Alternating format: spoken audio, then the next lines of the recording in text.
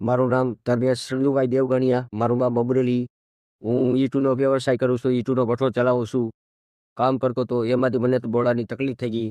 તે વર્ષની બીમારીઓ હાવ ખાટલામાં રહ્યો પથારીમાં.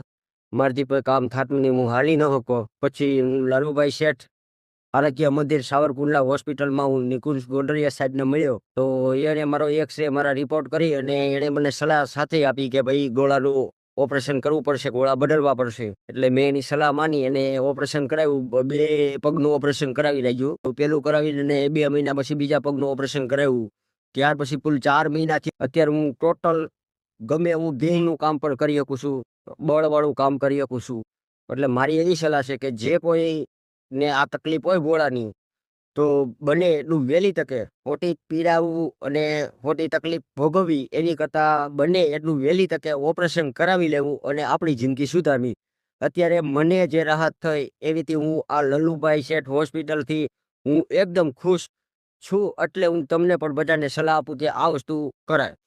આશા જ નહોતી કે હું ક્યારે હાલીશ, ફરીવાર હું મારા પગ ઉપર હાલીશ, કે હું ક્યારે ગાડી 2 વ્હીલ હાંકીશ, એવું મને હતું જ નહીં. મેં મારી જિંદગી અહીં પૂરી જ કરી નાખી હતી.